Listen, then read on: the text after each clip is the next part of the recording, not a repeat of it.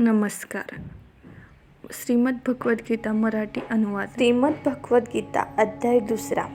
संजय म्हणाला, अशा रीतीने करुणेने व्याप्त, ज्याचे डोळे आसवांनी भरलेले व व्याकुळ दिसत आहेत, अशा शोक करणाऱ्या अर्जुनाला भगवान मधुसूदन असे म्हणाले. श्री भगवान म्हणाले, हे अर्जुना, या भलत्याच वेळी हा मोह तुला कशामुळे उत्पन्न झाला? कारण हा थोरांनी न आचरलेला, स्वर्ग मिळवून न देणारा आणि कीर्तिकारकही नाही. म्हणून हे पार्था, शहाणपणा पत्करू नकोस. हा तुला शोभत नाही. हे परंतपा, अंतःकरणाचा तुच्छ दुबळेपणा सोडून देऊन युद्धाला उभा राहा. अर्जुन म्हणाला, हे मधुसूदना, युद्धात मी भीष्म पितामहाच्या आणि द्रोणाचार्याच्या विरुद्ध बाणांनी कसा लढू? कारण हे अरिसूदना, ते दोघेही पूज्य आहेत. म्हणून ह्या महानुभाव गुरुजनांना न मारता मी या जगात भिक्षा मागून खाणेही कल्याणकारक समजतो. कारण गुरुजनांना मारूनही या लोकात रक्ताने माखलेले अर्थ व कामरूप भोगच या भोगावयाचे. युद्ध करणे व न करणे या दोघांपैकी आम्हाला काय श्रेष्ठ आहे हे कळत नाही, किंवा आम्ही यांना जिंकू की ते आम्हाला जिंकतील हेही आम्हाला माहीत नाही. आणि ज्यांना मारून आम्हाला जगण्याची इच्छा नाही, तेच आमचे बांधव धृतराष्ट्रपुत्र आमच्या विरुद्ध उभे आहेत. करुणाव्याप्त दैन्यामुळे ज्याचा मूळ स्वभाव नाहीसा झाला आहे व धर्माधर्मांचा निर्णय करण्याविषयी ज्याची बुद्धी असमर्थ आहे, असा मी तुम्हाला विचारत आहे की जे साधन खात्रीने कल्याणकारक आहे ते मला सांगा. कारण मी तुमचा शिष्य आहे. म्हणून तुम्हाला शरण आलेला मला उपदेश करा. कारण पृथ्वीचे शत्रुरहित व धन धान्य समृद्ध राज्य मिळाले किंवा देवाचे स्वामित्व जरी मिळाले तरी माझ्या इंद्रियांना शोषून टाकणारा शोक जो दूर करू शकेल असा उपाय मला दिसत नाही. संजय म्हणाला, हे राजा, निद्रेवर ताबा असलेल्या अर्जुनाने अंतर्यामी श्रीकृष्णाला एवढे बोलून मी युद्ध करणार नाही असे स्पष्टपणे सांगितले व तो गप्प झाला. हे भरतवंशी धृतराष्ट्र महाराज, अनंतयामी भगवान श्रीकृष्ण दोन्ही सैन्यांच्या मध्यभागी शोक करणाऱ्या त्या अर्जुनाला हसल्यासारखे करून असे म्हणाले. श्री भगवान म्हणाले, हे अर्जुना, तू ज्याचा शोक करू नये अशा माणसांसाठी शोक करतोस आणि विद्वानांसारखा युक्तिवाद करतोस, परंतु ज्यांचे प्राण गेले आहेत त्यांच्यासाठी आणि ज्यांचे प्राण गेले नाहीत त्यांच्यासाठीही विद्वान माणसे शोक करीत नाहीत. मी कोणत्याही काळी नव्हतो, तू नव्हतास, किंवा हे राजे नव्हते असेही नाही, आणि यापुढे आम्ही सर्वजण असणार नाही असेही नाही. ज्याप्रमाणे जीवात्म्याला या शरीरात बालपण, तारुण्य आणि वार्धक्य येते, त्याचप्रमाणे दुसरे शरीर मिळते. याविषयी धीर पुरुषांना मोह उत्पन्न होत नाही. हे कुंतीपुत्रा, इंद्रियाचे विषयाशी संयोग हे थंडी, उष्णता आणि सुखदुःख देणारे आहेत. ते उत्पन्न होतात व नाहीसे होतात, म्हणून अनित्य आहेत. तेव्हा हे भारता, ते तू सहन कर. कारण हे श्रेष्ठ पुरुषा, सुख दुःख समान मानणाऱ्या ज्या धीर पुरुषाला हे इंद्रियांचे विषयांशी संयोग व्याकुळ करीत नाही, तो मोक्षाला योग्य ठरतो. असत वस्तूला अस्तित्व नाही आणि सत वस्तूचा अभाव नसतो. अशा रीतीने या दोघांचेही सत्य स्वरूप तत्त्वज्ञानी पुरुषांनी पाहिले पाहिजे. ज्याने हे सर्व जग दिसणाऱ्या सर्व वस्तू व्यापल्या आहेत, त्याचा नाश नाही, हे तू लक्षात ठेव. त्या अविनाशाचा नाश कोणीही करू शकत नाही. या नाशरहित, मोजता न येणाऱ्या नित्यस्वरूप जीवात्म्याची ही शरीरे नाशिवंत आहे असे म्हटले गेले आहे. म्हणून हे भरतवंशी अर्जुना, तू युद्ध कर. जो या आत्म्याला मारायला असे समजतो, तसेच जो हा आत्मा मेला असे समजतो, ते दोघेही अज्ञानी आहेत. कारण हा आत्मा वास्तविक पाहता कुणाला मारित नाही आणि कुणाकडून मारलाही जात नाही.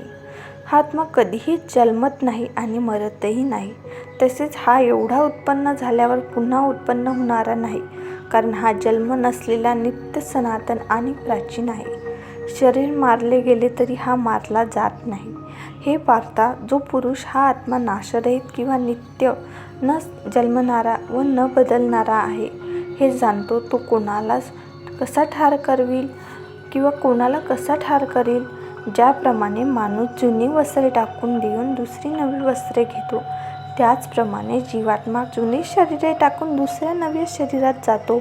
या आत्म्याला शस्त्रे कापू शकत नाही, विस्तव जाळू शकत नाही आणि पाणी भिजवू शकत नाही, वारा वाढवू शकत नाही. कारण हा आत्मा कापता न येणारा, जाळता न येणारा, भिजवता न येणारा आणि निसंशय वाळवता न येणारा आहे. तसेच हा आत्मा नित्य सर्वव्यापी, अचल, स्थिर, राहणारा आणि सनातन आहे. हा आत्मा अव्यक्त आहे, अचिंत्य आहे आणि विकाररहित आहे असे म्हटले जाते. म्हणून हे अर्जुना, हा आत्मा वर सांगितल्याप्रमाणे आहे हे लक्षात घेऊन तू शोक करणे योग्य नाही. परंतु जर तू आत्मा नेहमी जन्मणारा व नेहमी मरणारा आहे असे मानत असशील तरीसुद्धा हे महाबाहो, तू अशा रीतीने शोक करणे योग्य नाही. कारण असे मानल्यास त्यानुसार जन्मास आलेला मृत्यू निश्चित आहे आणि मेलेल्याला जन्म निश्चित आहे. म्हणून या उपाय नसलेल्या गोष्टीविषयी तू शोक करणे योग्य नाही. हे अर्जुना, सर्व प्राणी जन्मापूर्वी अप्रकट असतात आणि मेल्यानंतरही अप्रकट होणार असतात, फक्त मध्ये प्रकट असतात. मग अशा स्थितीत शोक कसला करायला? एखादा महापुरुष या आत्म्याला आश्चर्याप्रमाणे पाहतो आणि तसाच दुसरा एखादा महापुरुष या तत्त्वाचे आश्चर्याप्रमाणे वर्णन करतो. तसेच आणखी एखादा अधिकारी पुरुषच याच्याविषयी आश्चर्याप्रमाणे ऐकतो आणि कोणी तर ऐकूनही त्याला जाणत नाही. हे अर्जुना, हा आत्मा सर्वांच्या शरीरात नेहमीच अवैध असतो. म्हणून सर्व प्राण्यांच्या बाबतीत तू शोक करणे योग्य नाही. तसेच स्वतःचा धर्म लक्षात घेऊनही तू भीता कामा नये. कारण क्षत्रियाला धर्माला अनुसरून असलेल्या युद्धाहून दुसरे कोणतेही कल्याणकारक कर्तव्य नाही. हे पार्था, आपोआप समोर आलेले उघडलेले स्वर्गाचे दारच असे हे युद्ध भाग्यवान क्षत्रियांनाच लाभते. परंतु जर तू हे धर्मयुद्ध केले नाहीस तर स्वधर्म आणि कीर्ती गमावून पापाला जवळ करशील. तसेच सर्व लोक तुझी चिरकाळ अपकीर्ती सांगत राहतील आणि सन्माननीय पुरुषाला अपकीर्ती मरणाहून दुःखासह वाटते. शिवाय ज्याच्या दृष्टीने तू आधी अतिशय आदरणीय होतास त्यांच्या दृष्टीने आता तुच्छ ठरशील. ते महारथी तुला भिवून युद्धात काढता पाय घेतला असे मानतील. तुझे शत्रू तुझ्या सामर्थ्याची निंदा करतील, तुला पुष्कळसे नको ते बोलतील. याहून अधिक दुःखदायक काय असणार आहे? युद्धात तू मारला गेलास तर स्वर्गाला जाशील अथवा युद्धात जिंकलास तर पृथ्वीचे राज्य भोगशील. म्हणून हे अर्जुना, तू युद्धाचा निश्चय करून उभा राहा. जय पराजय, फायदा तोटा आणि सुख दुःख समान मानून युद्धाला तयार हो. अशा रीतीने युद्ध केलेस तर तुला पाप लागणार नाही. हे पार्था, हा विचार तुला ज्ञानयोगाच्या संदर्भात सांगितला. आणि आता कर्मयोगाविषयी ऐक. ज्या बुद्धीने युक्त झाला असता तू कर्माचे बंधन चांगल्या प्रकारे तोडून टाकशील. या कर्मयोगात आरंभाचा अर्थात बीजाचा नाश नाही आणि उलट फळरूप दोषही नाही. इतकेच नव्हे तर या कर्मयोग रूप धर्माचे थोडेसेही साधन जन्ममृत्यू रूप मोठ्या भयापासून रक्षण करते. हे अर्जुना, या कर्मयोगात निश्चितात्मक बुद्धी एकच असते, परंतु अस्थिर विचार करणाऱ्या अविचारी कामांना युक्त माणसाच्या बुद्धी खात्रीने पुष्कळ फाटे फोडलेल्या व असंख्य असतात. हे अर्जुना, जे भोगात रमलेले असतात, कर्मफळाची स्तुती करणाऱ्या वेदवाक्यांची ज्यांना आवड आहे, ज्यांच्या मते स्वर्ग ही श्रेष्ठ मिळवण्याजोगी वस्तू आहे, स्वर्गाहून श्रेष्ठ दुसरी कोणतीही गोष्ट नाही असे जे सांगतात ते अविवेकी लोक अशा प्रकारची जी पुष्पित म्हणजेच दिखाऊ शोभायुक्त भाषा बोलतात असतात. त्यांची ही भाषा जन्मरूप कर्मफळ देणारी तसेच भोग व ऐश्वर्य मिळवण्यासाठी अनेक प्रकारच्या क्रियांचे वर्णन करणारी असते. या भाषेने ज्यांचे अंतःकरण उत्कृष्ट करून घेतले आहे, जे भोग व ऐश्वर्यात अत्यंत आसक्त आहेत, अशा पुरुषांची परमात्म्याविषयी निश्चिती बुद्धी असत नाही. हे अर्जुना, वेदवर सांगितल्याप्रमाणे तिन्ही गुणांची कार्य असणारे सर्व भोगांनी त्यांची साधने सांगणारे आहेत. म्हणून तू ते भोग आणि त्यांच्या साधनांच्या बाबतीत आसक्ती बाळगू नकोस. तसेच सुख दुःखातही द्वंद्वांनी रहित नित्य वस्तू असणाऱ्या परमात्म्यात स्थित, योगक्षेमाची इच्छा न बाळगणारा आणि अंतःकरणाला ताब्यात ठेवणारा हो. सर्व बाजूंनी भरलेला मोठा जलाशय मिळाल्यावर लहान जलाशयाची मनुष्याला जेवढी गरज असते तेवढीच चांगल्या प्रकारे ब्रह्म जाणणाऱ्या ब्राह्मणाला वेदांची गरज उरते. तुला कर्म करण्याचाच अधिकार आहे, त्याच्या फळाविषयी कधीही नाही.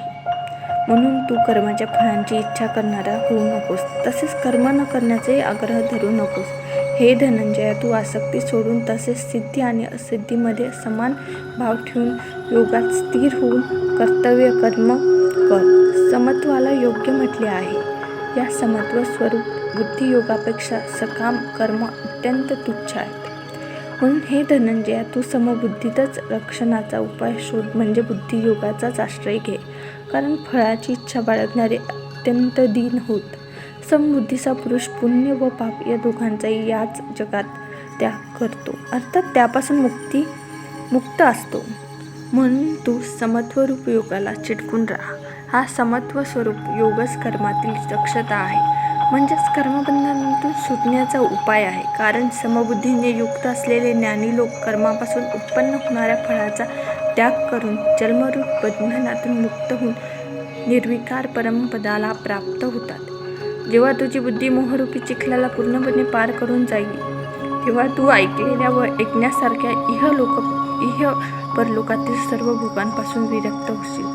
तऱ्हेतऱ्हेची वचने ऐकून विचलित झालेली तुझी बुद्धी जेव्हा परमात्म्यात अचलपणे स्थिर राहील, तेव्हा तू योगाला प्राप्त होशील, म्हणजेच तुझा परमात्म्याशी नित्य संयोग होईल. अर्जुनाने विचारले, हे केशवा, जो समाधीत परमात्म्याला प्राप्त झालेला आहे, अशा स्थिर बुद्धी पुरुषांचे लक्षण काय? तो स्थिर बुद्धी पुरुष कसा बोलतो, कसा बसतो आणि कसा चालतो? श्री भगवान म्हणाले, हे अर्जुना, ज्यावेळी हा पुरुष मनातील सर्व कामना पूर्णपणे टाकतो आणि आत्म्यानेच आत्म्याच्या ठिकाणी संतुष्ट राहतो, त्यावेळी त्याला स्थितप्रज्ञ म्हटले जाते. दुःखदायक प्रसंगी ज्याच्या मनात खेद वाटत नाही, सुखाच्या प्राप्तीविषयी ज्याला मुळीच इच्छा नाही, तसेच ज्याचे प्रीती भय व क्रोध नाहीसे झालेले आहेत, अशा मुनी स्थिर बुद्धी म्हटला जातो. जो पुरुष सर्व बाबतीत स्नेहशून्य असून त्या शुभ किंवा अशुभ गोष्टी घडल्या असता प्रसन्नही होत नाही किंवा त्याचा द्वेषही करत नाही, त्याची बुद्धी स्थिर झाली. कासव सर्व बाजूने आपले अवयव जसे आत ओढून धरते, त्याप्रमाणे जेव्हा हा पुरुष इंद्रियांच्या विषयापासून इंद्रियांना सर्व प्रकारे आवरून घेतो, तेव्हा त्याची बुद्धी स्थिर झाली असे समजावे. इंद्रियांनी विषयाचे सेवन न करणाऱ्या पुरुषाचेही केवळ विषयच दूर होतात, परंतु त्याच्याविषयीची आवड नाहीशी होत नाही. या स्थित प्रज्ञ पुरुषाची तर आसक्तीही परमात्म्याच्या साक्षात्काराने नाहीशी होते. हे अर्जुना, आसक्ती नाहीशी न झाल्यामुळे ही शोभ उत्पन्न करणारी इंद्रिय प्रयत्न करीत असलेल्या बुद्धिमान पुरुषाच्या मनालाही जबरदस्तीने आपल्याकडे ओढून घेतात. म्हणून साधकाने त्या सर्व इंद्रियांना ताब्यात ठेवून चित्त स्थिर करून मनाला माझाच आधार देऊन ध्यानास बसावे. कारण इंद्रिय ज्या पुरुषाच्या ताब्यात असतात त्याची बुद्धी स्थिर होते. विषयाचे चिंतन करणाऱ्या पुरुषाची त्या विषयात आसक्ती उत्पन्न होते. आसक्तीमुळे त्या विषयाची कामना उत्पन्न होते. कामना पूर्ण झाल्या नाहीत की राग येतो आणि रागामुळे मूढता अर्थात अविचार उत्पन्न होते. मूढतेमुळे स्मरणशक्ती भ्रष्ट होते. स्मरणशक्ती भ्रष्ट झाली की बुद्धीचा म्हणजे ज्ञानशक्तीचा नाश होतो आणि बुद्धीचा नाश झाल्यामुळे माणसाचा अंधपात होतो. परंतु अंधकरण ताब्यात ठेवलेला साधक आपल्या ताब्यात ठेवलेल्या आसक्ती द्वेषरहित इंद्रियांनी विषयाचा भोग घेत असूनही अंतःकरणाची प्रसन्नता प्राप्त करून घेतो. अंतःकरण प्रसन्न झाल्यामुळे त्याची सर्व दुःखे नाहीशी होतात आणि त्या चित्त प्रसन्न असलेल्या कर्मयोगाची बुद्धी तत्काळ सर्व गोष्टीपासून निवृत्त होऊन एका परमात्म्यामध्येच उत्पन्न प्रकारे स्थिर होते. मन आणि इंद्रिय न जिंकणाऱ्या पुरुषाच्या ठिकाणी निश्चयात्मक बुद्धी नसते आणि अशा अयुक्त पुरुषाच्या अंतःकरणात आस्तिक भावही नसतो. तसेच भावनाशून्य माणसाला शांती मिळत नाही. मग शांती नसलेल्या माणसाला सुख कुठून मिळणार? कारण ज्याप्रमाणे पाण्यात चालणाऱ्या नावेला वारा वाहून नेतो, त्याचप्रमाणे विषयांत वावरणाऱ्या इंद्रियांपैकी मन ज्या इंद्रियांबरोबर राहते ते एकच इंद्रिय अयुक्त पुरुषाची बुद्धी हिरावून घेते. म्हणून हे महाबाहो, ज्याची इंद्रिये इंद्रियांच्या विषयापासून सर्व प्रकारे आवरून धरलेली असतात, त्याची बुद्धी स्थिर असते. सर्व प्राण्यांच्या दृष्टीने ती रात्रीसारखी असते. अशा नित्य ज्ञानस्वरूप परमानंदाच्या प्राप्तीत स्थितप्रज्ञ योगी जगतो आणि ज्या नाशिवंत संसारिक सुखाच्या प्राप्तीत सर्व प्राणी जगतात ती परमात्मा तत्व जाणणाऱ्या मुनीला रात्रीसारखी असते.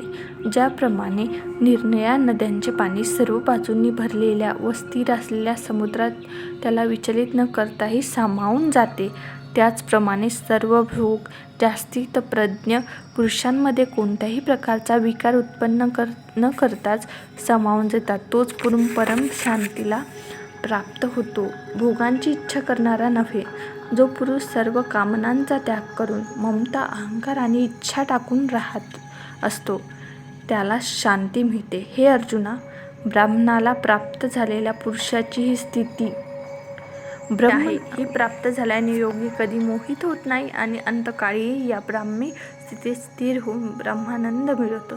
श्रीमद् भगवद्गीता अध्याय 2 समाप्त. धन्यवाद.